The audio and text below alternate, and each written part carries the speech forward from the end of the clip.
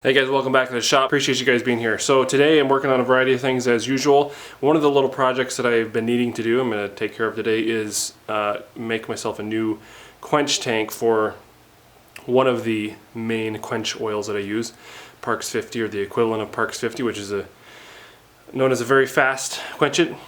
And the reason I'm doing that is because the tank that I'm using right now is too small. This is what I've been using for my Parks 50 Quench oil, and this is simply the metal pail or bucket that it came in, and didn't come with a lid. It was a solid top with a a spout hole, and so that's why I had to cut it off, and I bent these over for sharp edge reduction.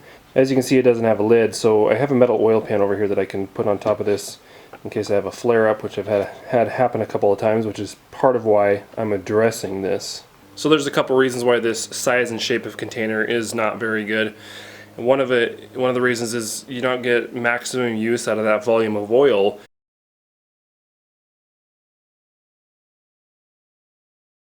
It's too wide, too shallow, and of course that also makes it take up more space on the bench, not as compact and that kind of thing. So I'll show you what I am going to use for the tank. This is going to be the new Quench tank for that Parks 50 oil. And it's some 3/16 wall square tubing, 22.5 inches long by 6 inches square. And by my none too precise calculations, that's at least 2 gallons of volume, which is a good amount.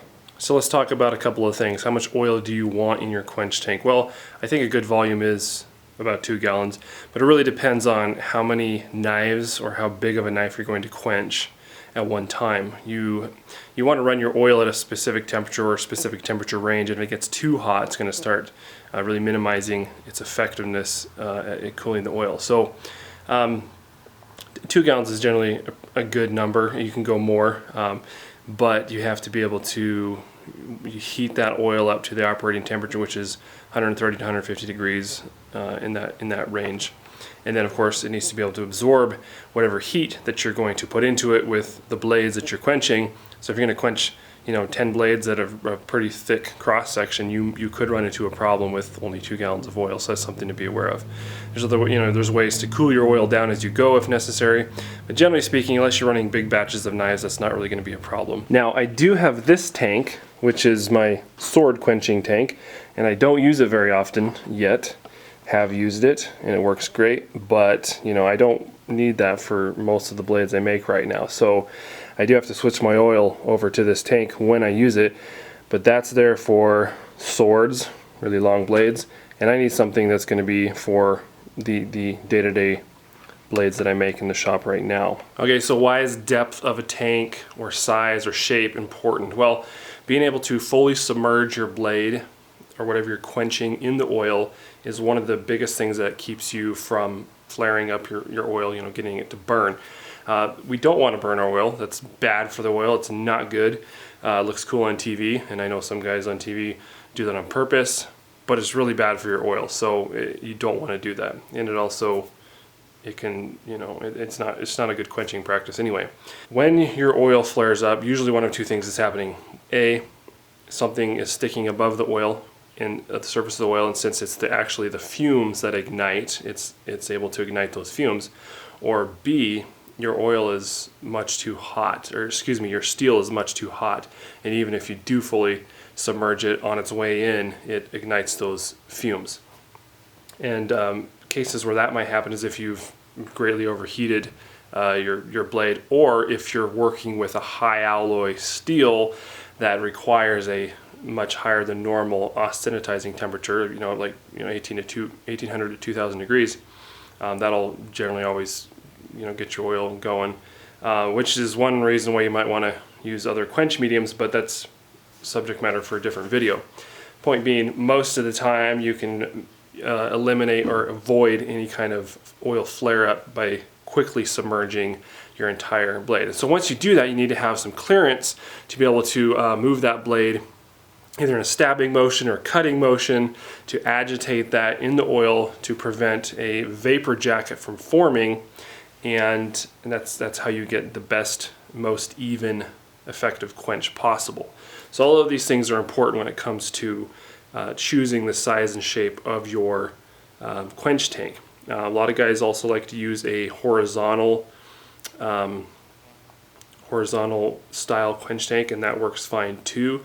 Personally, I don't know of any big difference there, except unless you're trying to do some kind of edge quench, but there again, that runs you into the problem of flaring your oil up. So, you know, it's not recommended. I don't recommend, and other people who know more than I do don't recommend edge quenching your blades in any quality oil, because you're going to ruin it. And so, for what I do, I don't need a horizontal quench setup at all at this point. So that's not an issue. So anyway, I have to go again get this. I need to weld a base on this, and I have some steel that is not wide enough, but I'm going to weld a couple pieces together. We'll get this set up.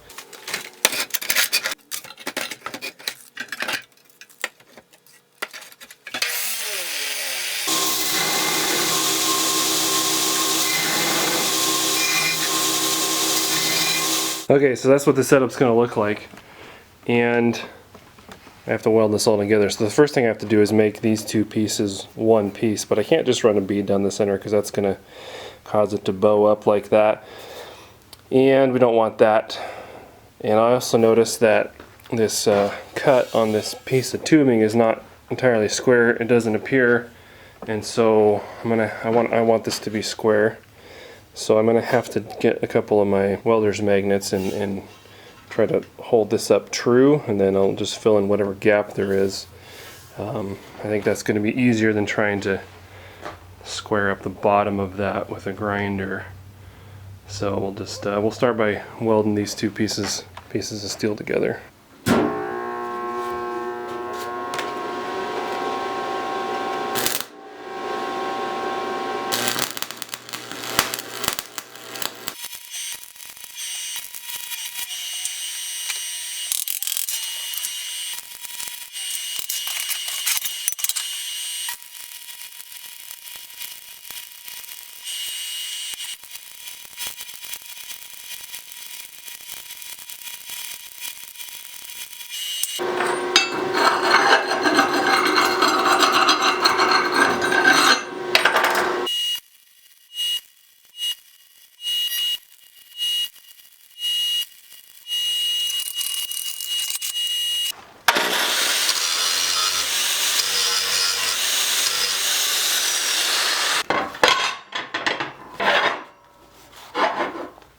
Alright, so I have this obviously welded completely together here, and I decided I could either grind all of this off and make this flat, or try to, so that it'll sit flat and not rock, or I can add some beads here and get it pretty close, and it's just great this way. It's not as good that way, at least on this surface, which is not perfectly flat. I took it over to the table over there, and it seems to be nice and flat, so it's going to be plenty close enough. So now I'm going to put the tube on here, and I want to go ahead and seal this as well with the bead.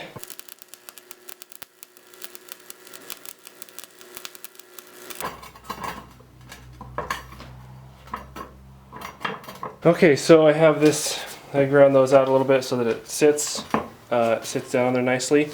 However, like I mentioned before, this whole tube is leaning this way a bit because this bottom cut is not perfectly square. And I would rather that it was square, so utilize my little welder's magnet here. And problem is here, we don't have a lot of surface to match this surface up to, so it's going to be a lot more difficult to do that on this side, but I think I have it situated so that the non-plumb lines, if you will, are running this way, so I can use this longer surface to match up. And it's minimal, but it is there, so I'll just push this down. Okay, so double checking this, you can see the danger of trying to plumb stuff off of short lengths like this, because sticking this up against here, according to this, it is not plumb at all still, and even eyeballing it, I guess you can really see that. So we need to pull this up even more to try to get a plumb. A little too much there. Okay, so essentially after checking both sides back and forth, I'm just going to end up basically splitting the difference and calling it good. So that's what we're doing. And what this is really indicating to me is that our base has done this number. So it's basically got a hill or a hump in it.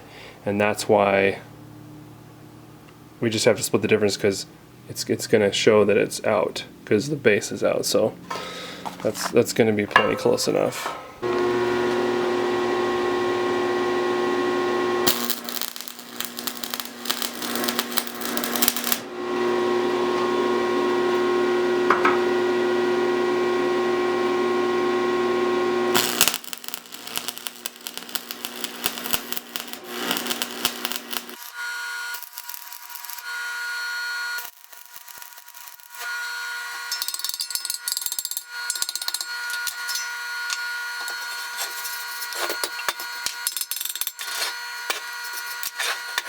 Alright, so I have the tube more or less securely attached to the base, so it's not going to move, but I do need to go back around each side and tack it. The reason you do that is because, just like on this base, which we did experience some warpage, if you weld everything on one side first, it's going to severely throw your thing out of whack, because all the weldments, the beads, contract. So you want to try to make that happen as evenly as possible so you don't throw everything off whack. So I'll come back around on each side and put a bead, and then as you can see here, we have pretty good gap here, which is kind of silly because this should be a simple slap this to the base and weld it, but because I'm truing it up this way instead of truing up the stock, that's what we have to work with, and it's not a huge deal. But I may have to run a bead along the bottom here first to build that up. We'll see how that goes probably, and then run another bead or two just to make everything nice and secure and pretty, but it's really not a big problem, so let's get into it. Okay, so I have everything tacked at each corner and on each side, and as you noticed probably, I was doing those opposite sides, and I'm just going to run a bead down here and seal this all up, and again I'll be doing that on opposite sides. That's important to try to keep everything even as you go. Okay, this is welded up. It's solid, and where I had to build the welds up, admittedly not very pretty in places, but all I needed to do is be able to hold liquid and not fall apart, and I'm pretty sure it's going to do both of those quite well, and obviously we'll test that theory, make sure it doesn't leak. Alright, well there it is. I am going to go ahead and clean the interior out with a slightly greasy rag, which should help pick up as much of the bits of dirt and so forth. Clean that out, try to keep the oil as clean as possible. And it needs some kind of lid. Unfortunately, I don't have the material that I'd like to have to make a lid for it today, so I think I'm going to have to save that for another day. Just some kind of cap of sheet steel would be good, and I just don't have that right now, so I'll have to pick that up at some point. In the meantime, I'll use some kind of low-tech thing to keep the debris out. Okay, try not to laugh too hard. This is just to keep out grit, dirt, and dust until I can make something better. Let's see if I can do this without making a huge mess.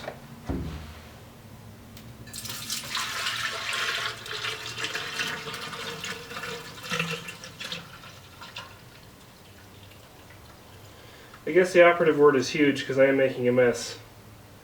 Okay, well, we do have a couple leaks. And I filled the whole thing up before I remembered to watch it, but there's a couple little holes that I have to patch up here. And I'm going to go ahead and leave the oil in the tank, because as I said before, it's the vapors that burn.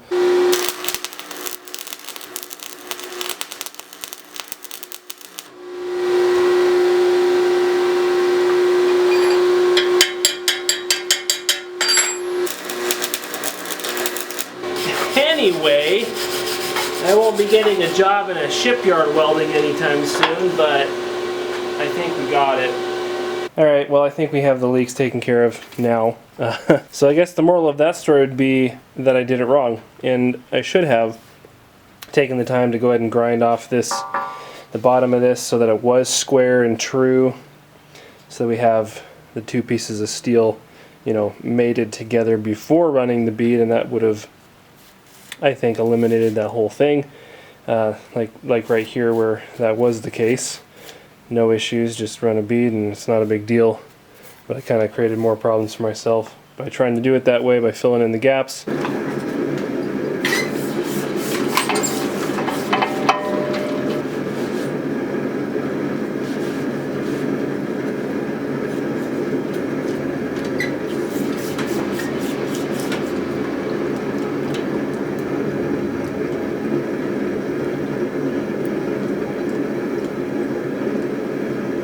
Alright guys, well thanks for tuning in today. Hopefully you learned a couple things maybe. You probably learned a couple things not to do as well.